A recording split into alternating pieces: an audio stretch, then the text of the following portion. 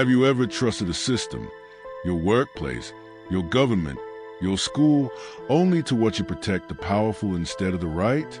Have you wondered why organizations built to cite justice, knowledge, or progress slowly become rigid, manipulative, and self-serving? Today we are going to solve that problem, not by blaming people, not by pointing fingers, but by uncovering the psychological force that corrupts institutions the moment power enters a room. If you understand this force, you will never again be naive about authority. The illusion of moral institutions. Every institution is born clothed in virtue. It does not announce itself as a mechanism of control or a ladder for ambition. It arrives wrapped in language that appeals to our highest instincts. It speaks of justice, progress, equality, protection, faith, knowledge, reform.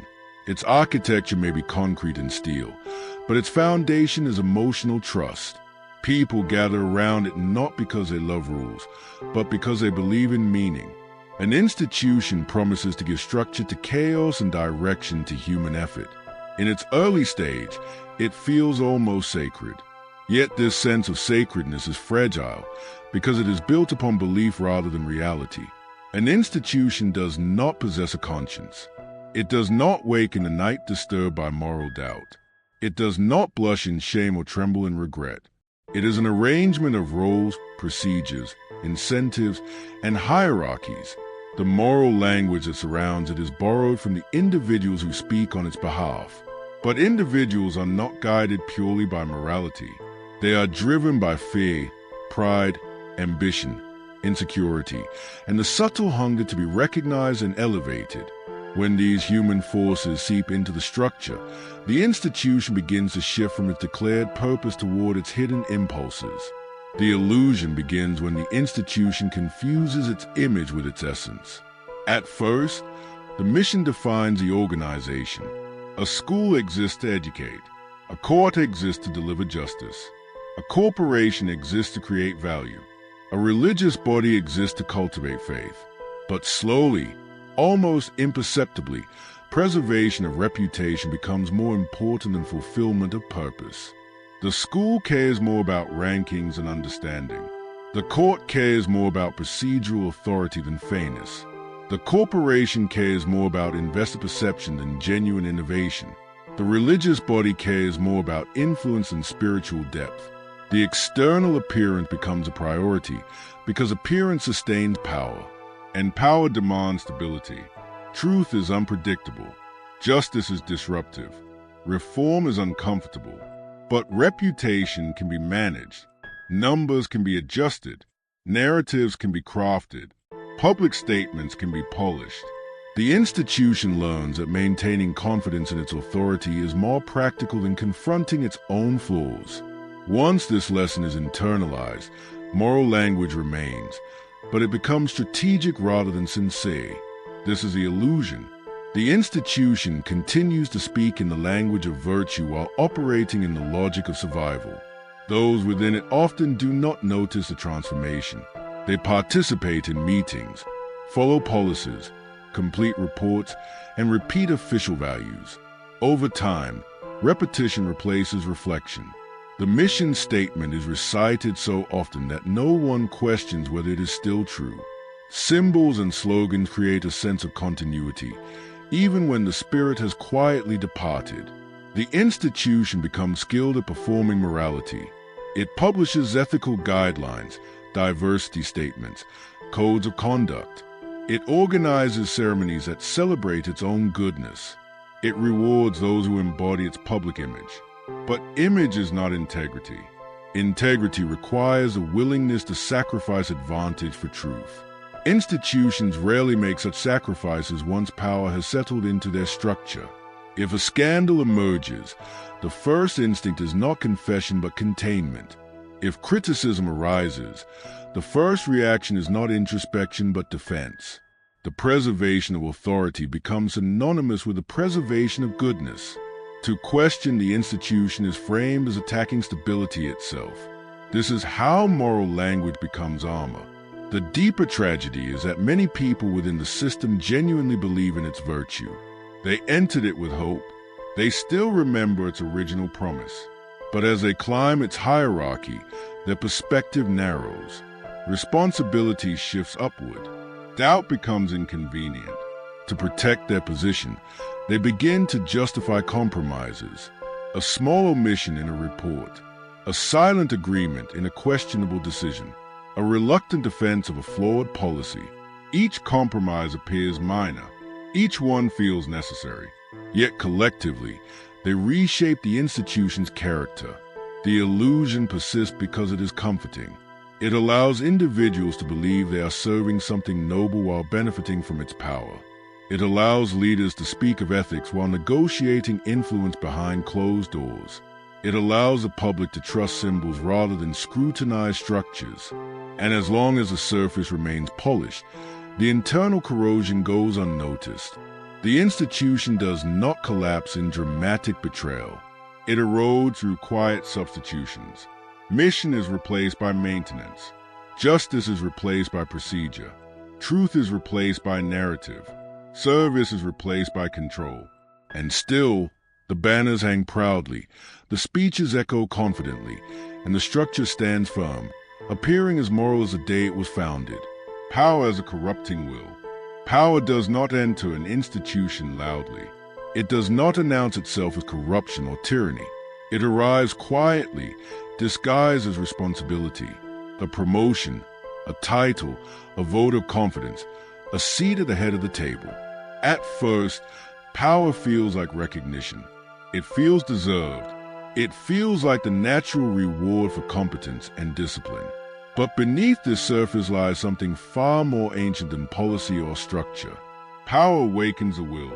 The will is not rational. It does not seek truth for its own sake. It seeks expansion, security, influence. It wants to assert itself, to leave its mark, to bend circumstances in its favor.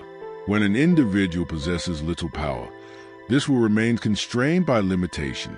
It dreams but cannot act. It desires but cannot impose. Once authority is granted, the restraints weaken. The will begins to test its reach. Power reveals what was already present but dormant. A leader may begin with noble intentions. He may believe he seeks fairness, progress, reform. Yet the moment he realizes others depend on his decisions, something shifts within him. The fear of losing authority emerges. The anxiety of appearing weak takes root. He becomes aware that influence is fragile. Respect can fade. Rivals can rise. The position that once felt like achievement now feels like something that must be defended. And defense is rarely gentle. Power sharpens insecurity. The more authority one holds, the more one fears its loss. A powerless individual can afford humility. He has little to protect. A powerful individual must guard perception. He must appear decisive, competent, unshaken. Admitting uncertainty becomes dangerous. Acknowledging error feels like surrender. And so the will begins to prioritize dominance over understanding. Gradually, decisions are no longer made purely for the institution's mission. They are made to reinforce authority. Dissent, which could once be interpreted as constructive dialogue, now feels like personal threat. Criticism is not evaluated for truth, but measured for potential to weaken influence. Loyalty becomes more valuable than intelligence because loyalty stabilizes power. In this environment, the psychology of control replaces the psychology of service. Policies tighten. Oversight increases. Language becomes cautious. Those who question too openly are labeled disruptive. Meetings become performances rather than discussions. The leader speaks not only to guide but to assert. Subordinates learn quickly which opinions are safe and which are costly. Silence becomes a strategy for survival. Power does not need cruelty to corrupt. It requires only fear. Fear of replacement. Fear of irrelevance. Fear of exposure. These fears distort judgment. A leader may suppress a competent subordinate not because the subordinate is harmful, but because he is impressive. Talent becomes competition. Independence becomes unpredictability. The will seeks to neutralize anything that threatens its supremacy. The tragedy is that this transformation often occurs without conscious malice. The individual believes he is protecting stability. He convinces himself that strict control prevents chaos. He interprets obedience as unity. Each action appears justified when framed as necessary for order. Yet beneath these rationalizations lies a fundamental impulse: maintain power. Over time, this impulse becomes institutionalized. Authority structures reward those who defend hierarchy. Promotions favor those who do not challenge the existing order. The culture subtly communicates that advancement depends on alignment with leadership. The will of one person spreads into the will of many. What began as personal insecurity becomes collective behavior. Power also isolates. The higher one rises, the fewer honest voices remain. Subordinates filter information to please. Advisors temper criticism to avoid offense. The leader begins to inhabit an environment shaped by affirmation. Surrounded by controlled narratives, he mistakes compliance for consensus. His decisions grow more rigid, less examined. He believes he commands reality when in fact he commands only silence. Within this silence, corruption matures. The institution adapts to the psychology of its leaders. If power is exercised offensively, the organization becomes defensive. If power is exercised aggressively, the culture becomes hostile. If power is exercised through manipulation, manipulation becomes normalized. The will at the top permeates the structure below. And because authority defines acceptable behavior, few dare to resist it openly. Power, therefore, does not merely corrupt actions. It reshapes perception. It convinces those who hold it that their perspective is superior. It tempts them to equate disagreement with ignorance. It seduces them into believing that control ensures respect. It narrows their empathy because empathy complicates dominance. It reduces complex human concerns into strategic variables. The corrupting force of power is not found in dramatic tyranny alone. It is found in subtle shifts of priority, in choosing influence over honesty, in choosing compliance over truth, in choosing personal security over collective growth. The will, once awakened by authority, seeks continuity. And in its relentless pursuit of continuity, it gradually sacrifices the very principles that once justified its rise. The machinery of self-preservation, an institution, once established, develops an instinct that resembles life. It reacts to threat, it adapts to pressure, it resists injury. Yet, unlike a living being, it does not feel pain in a moral sense. Its primary sensation is instability. Anything that endangers its continuity is perceived as danger. From this perception emerges its most powerful drive. Self-preservation. At its inception, an institution claims to exist for a purpose beyond itself. It serves justice, knowledge, security, faith, innovation. But as it grows in size and influence, survival quietly becomes its dominant concern. Budgets must be maintained. Public trust must be sustained. Authority must not be undermined. The structure becomes complex, layered with procedures, departments, and hierarchies designed not only to function efficiently but to shield the institution from vulnerability. The machinery of self-preservation does not operate through obvious tyranny. It operates through process. When a problem arises, the first reaction is rarely moral reflection. It is assessment of risk. How will this affect our reputation? How will this impact funding? How will this shift public perception? Decisions are filtered through calculations of stability.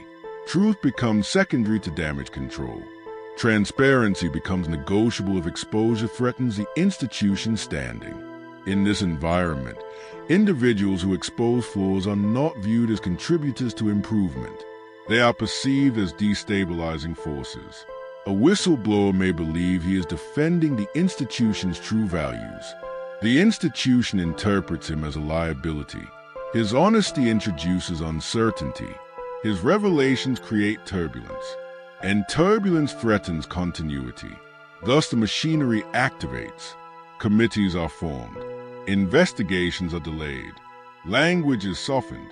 Responsibility is dispersed across departments so that no single individual appears accountable. The problem is reframed as misunderstanding. The critic is portrayed as emotional, misguided, or disloyal. Through procedural complexity, the institution absorbs a shock while preserving its surface integrity. Self-preservation thrives on abstraction. When responsibility is diluted, guilt becomes invisible.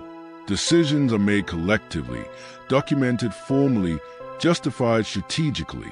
Each participant can claim limited influence. Each action is defended as adherence to policy. In this way, harmful outcomes emerge without clear villains. The system protects itself not by cruelty but by impersonality. Impersonality is its greatest defense.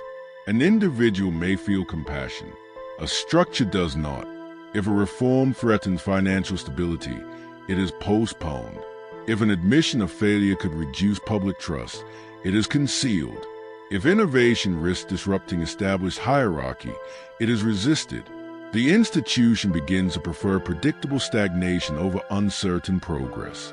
It convinces itself that survival ensures future improvement, yet survival gradually becomes the only objective. The machinery also rewards compliance. Promotions are granted to those who align with institutional priorities. Those who question deeply are often labeled difficult, not because they lack intelligence, but because they introduce friction. Friction slows momentum. Momentum is essential to the appearance of strength. Over time, employees learn the unspoken rule: protect the institution, and it will protect you. Challenge it, and you stand alone. This understanding shapes behavior more powerfully than official codes of ethics. Conscience becomes subordinate to career. Silence becomes a professional skill. Adaptation becomes wisdom. The tragedy is subtle. Many within the system are not malicious. They rationalize their choices as necessary compromises. They believe that maintaining the institution's existence is inherently good. They fear that if the structure collapses, chaos will replace it. And so they tolerate small distortions of truth, small injustices, small evasions of responsibility. Each compromise feels temporary. Each one seems minor in isolation. Yet self-preservation accumulates its compromises. As the machinery grows more sophisticated, it becomes increasingly difficult to distinguish between genuine necessity and defensive reflex. Leaders speak of stability as virtue. Critics are framed as threats to collective order. Reform is delayed in the name of prudence. Gradually, the institution forgets the difference between serving its mission and serving itself. The structure stands firm, fortified by policy and protected by loyalty. It responds swiftly to external criticism but slowly to internal decay. It deflects, absorbs, and restructures threats into manageable narratives. In doing so, it becomes resilient not in morality, but in endurance. Self-preservation transforms purpose into justification. Actions are defended not because they are right, but because they are necessary for continuity. The institution survives, yet its original spirit fades beneath layers of procedure and defense. What began as a vehicle for justice or knowledge becomes an entity devoted primarily to its own perpetuation, moving forward with disciplined efficiency while drifting further from the ideals that once gave it meaning. The individual versus the system. Within every institution there exists a silent tension between the individual conscience and the collective structure. The system presents itself as rational, organized, and necessary. It offers security, identity, and direction. The individual enters it with hope, believing that his intelligence and integrity will find space to operate. At first, he feels aligned with its purpose. He sees its mission as meaningful and its hierarchy as functional. But slowly, an invisible conflict begins to unfold. The system demands alignment before it rewards contribution. An individual may value truth, yet the institution values cohesion. He may value honesty, yet the institution values stability. He may value moral clarity, yet the institution values procedural order.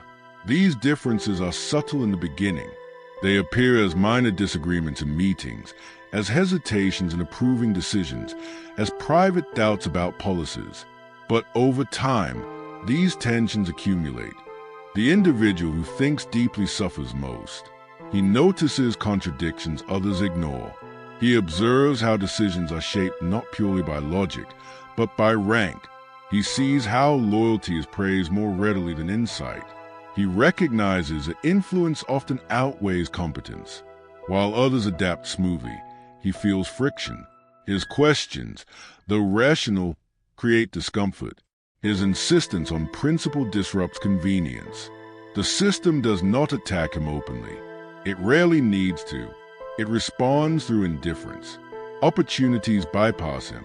Promotions favor those who demonstrate obedience rather than originality. His critiques are acknowledged politely and then buried beneath procedure.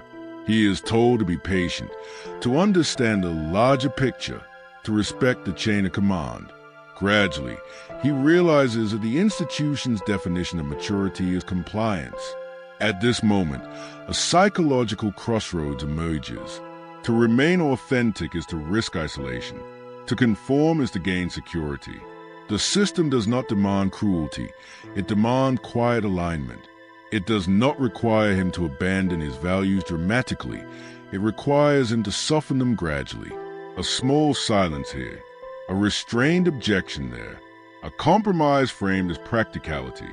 Each step appears harmless. Yet each one distances him from his original convictions. Most individuals choose adaptation, not because they lack morality, but because they crave belonging.